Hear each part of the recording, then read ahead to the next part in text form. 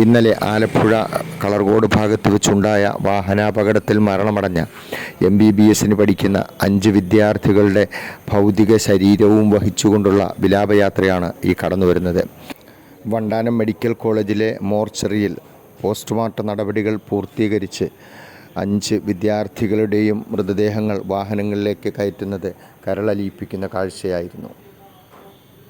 5 ആംബുലൻസുകളിലായി 1, 2, 3, 4, 5 നമ്പറുകൾ ഒട്ടിച്ച് ഓരോ ആംബുലൻസിലും മൃതദേഹങ്ങൾ കയറ്റി അവർ താമസിച്ച് പഠിക്കുന്ന ഹോസ്പിറ്റലായ വണ്ടാനം മെഡിക്കൽ കോളേജിലേക്ക് ഈ മൃതദേഹം പൊതുദർശനത്തിന് വയ്ക്കാനായി കൊണ്ടുപോകുകയാണ്. ഇന്നലെ രാത്രി 9:30 മണിയോടുകൂടിയായിരുന്നു ആലപ്പുഴ കളർകോട് ഭാഗത്ത് വെച്ച് KSRTC ബസ്സും ടവേര കാറും തമ്മിൽ കൂട്ടിയിടിച്ച് അപകടമുണ്ടായത്. അപകടത്തിൽ 5 വിദ്യാർത്ഥികൾ തൽക്ഷണം മരണപ്പെടുകയും 2 വിദ്യാർത്ഥികൾക്ക് ഗുരുതരമായി പരിക്കേറ്റ് വണ്ടാനം മെഡിക്കൽ കോളേജ് ഹോസ്പിറ്റൽ അഡ്മിറ്റായിരിക്കുകയുമാണ്.